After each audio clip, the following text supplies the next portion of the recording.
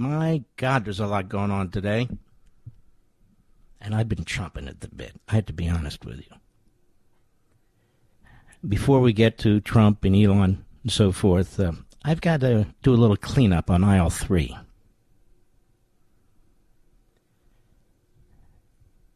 Tucker Carlson is a lunatic.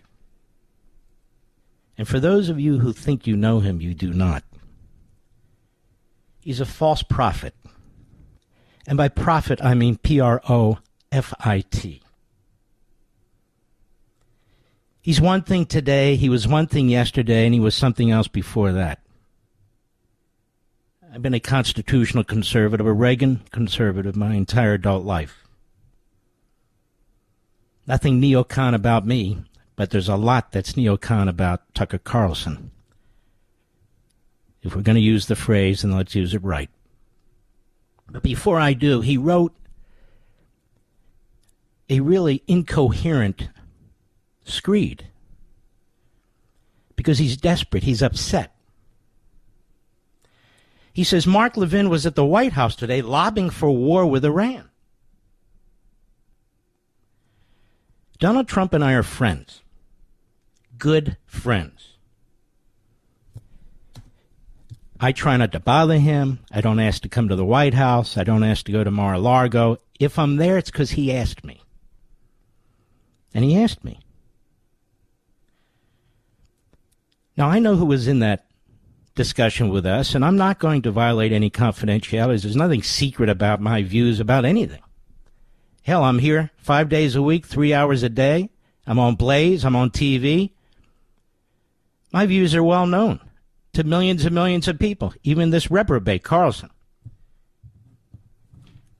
But I think we'll call him now, what Rush used to call him, of course, Chatsworth Osborne Jr., because he looks like a kook, a nerd. Used to have the bow tie. Chatsworth. I didn't meet the president to lobby for war with Iran. But I know who was in there. And I know who leaked this to their boy, Carlson. And I'm not going to forget it. And at the proper time, that person will be confronted by me. Not physically, of course not. It was either that person or a person on his staff. And there's been a hell of a lot of leaking against the president, against his policies, by this shadow government within a government, the isolationists, the fifth columnists, who are trying to usurp his presidency and force policies on him that he himself doesn't agree with. Chatsworth, to be clear, Levin has no plans to fight in this or in any other war. So I'm not allowed to have an opinion about a possible war or foreign policy or anything else. Now think about how moronic that is. Just think about it for 2 seconds. So if you're not personally involved in an event that affects the whole country, you have no say. Tucker Carlson never shuts his big fat mouth, and he can't stop talking about this stuff. And so if Iran gets a nuclear weapon and threatens us and so forth and so on, is he going to war? No. So shut the hell up, Chatsworth. But let me go on.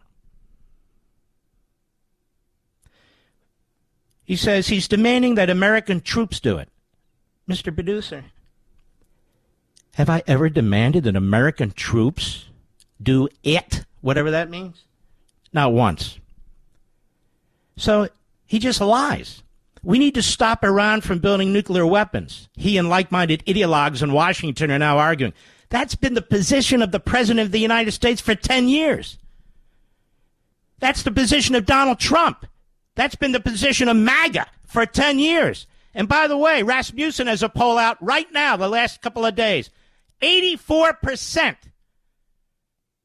84% does not want Iran to get nuclear weapons. So Tucker's in the 16%, and you have to ask yourselves, why is Tucker a special pleader for Iran? Why is Tucker a special pleader for Qatar? Why is Tucker a special pleader for Putin? Why isn't he a special pleader for the United States? Stop hiding behind our military. Stop hiding behind our people. Forget about the establishment and all the rest. Who is this guy? He says, if this sounds familiar, it's because the same people have been making the same claim since at least the 1990s. It's a lie. In fact, there's zero credible intelligence that suggests Iran is anywhere near building a bomb or has plans to. Is he illiterate? So let me get this straight. The IAEA, the UN, which hates America, hates Israel, they're lying. The Austrian intelligence, they're lying. The other European intelligence agencies, they're lying. And, I guess, our own CIA, our own Trump appointees are lying. Everybody's lying. But Tucker knows, because Tucker obviously has inside information. He must be getting it from his friends, the Qataris, the Iranians, Putin. I don't know where he's getting it from. 350-foot steel cement bunker underground. That's a giveaway. The Iranians themselves have confessed pretty much to what they're doing because they refuse to give it up. But Tucker wants you to believe it's all a mirage. And so the whole country's future, the future of civilization, the future of your family depends on Tucker. Chatsworth. He goes on, anyone who claims otherwise is ignorant or dishonest. If the U.S. government knew Iran was weeks from possessing a nuclear weapon, we'd be at war already. Here's a guy lobbying against war on any circumstances. And by war, he means even limited tactical hits. Not a full-out war, but he thinks a full-out war is needed. Nobody's talking about that except him and his Luddite friends. Nobody's talking about a full-scale war like Iraq. Is somebody sending 250,000 troops? Nobody. The Israelis are saying, let us at them. We'll take care of it. No.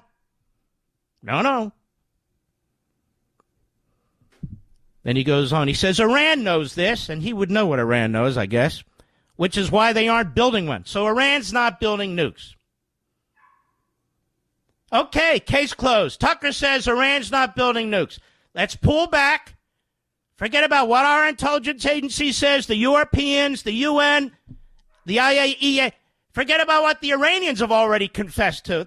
Tucker knows. Tucker knows. And maybe a couple of his comedian buddies know. What an a-hole, seriously. Iran knows it's unwise to give up its weapons program entirely. Okay, wait a minute. He says they're not building a nuclear weapon, and Iran also knows it's unwise to give up its weapons program entirely. Mr. Producer, is that even coherent? Tucker, are you an idiot? Have you had a recent head injury? He goes on, Muammar Gaddafi tried that and wound up sodomized with a bayonet. As soon as Gaddafi disarmed, NATO killed him. First of all, it was years later. Secondly, NATO didn't kill him. His people killed him, you moron. With a bayonet up the you-know-what. Iran's leaders saw that happen. They learned the obvious lesson. Well, what is the obvious lesson? Don't give up your nuclear warheads? Don't give up your nuclear program? The moron's making my argument. But let's go on. So why is Mark Levin once again hyperventilating about weapons of mass destruction? To distract you from the real goal, which is regime change. Young Americans heading back to the Middle East to topple yet another government. Have I ever said regime change, Mr. Producer? See, he has to create these false arguments because he's a lunatic. I never said there should be regime change.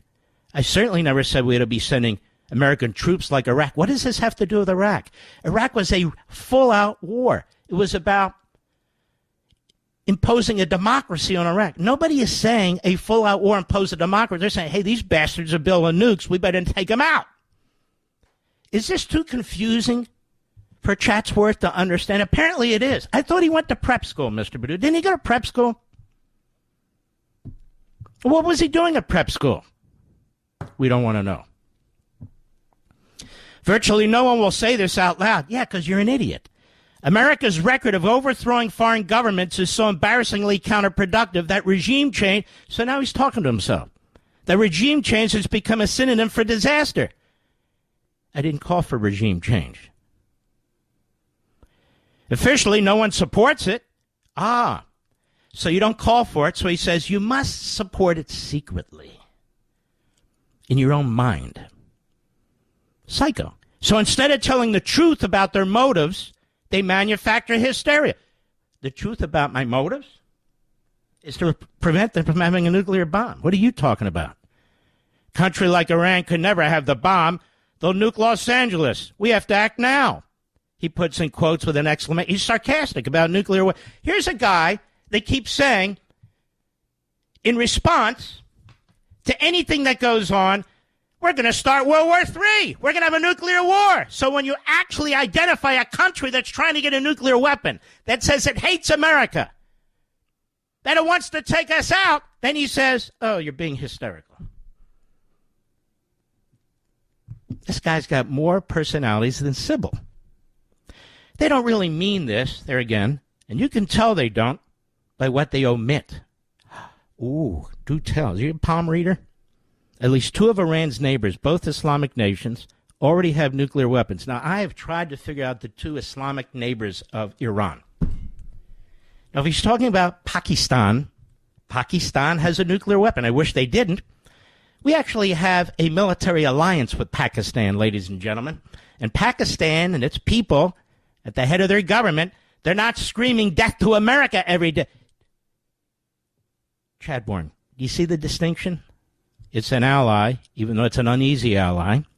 We have a military alliance with them, and they're not threatening the United States. Iran hates us, threatens to blow us off the face of the earth, and they want a nuclear weapon. See the distinction? It's not that they're Muslims. It's that you've got Islamist terrorists running one regime and not the other. I can draw a picture for you if you like. He says, how come? Because it's not the weapons he hates. It's the ideology of the Iranian government, which is why he's lobbying to overthrow it. Number one, yes, I do hate the ideology of the Iranian government, which is Islamist Nazi, to slaughter people who are in the way, like the West. Do you not hear what they say? Is your head too far up? You know whose butt coming out his right nostril. You hear what they say? Yeah, I have a problem with their ideology, which talks about wiping America off the face of the earth. Oh, and the Jews. Is that okay, Tucker, if I mention that? I know. The Jews are trying to get us in a way. We got that. It goes without saying that there are very few Trump voters who'd support a regime change war in Iran. There's very few any voters who called for regime change in Iran. Try to stay focused. It doesn't serve his purposes. He's a false prophet. Donald Trump has argued loudly against reckless lunacy like this. I'm supporting the Trump policy, moron. You are not. You are supporting the Iranian policy. That's the difference. Trump ran for president as a peace candidate, making sure Iran does not get nuclear weapons, which Trump has said for a decade, makes him the peace candidate. You see, I'm for peace. You're the warmonger. That's what made him different from conventional Republicans. He's not different from conventional Republicans on this issue. Republicans support him by significant numbers to make sure Iran does not get a bomb. It would end his presidency. That may explain why so many of Trump's enemies are advocating for it. Now, there's the paranoia, Mr. Producer.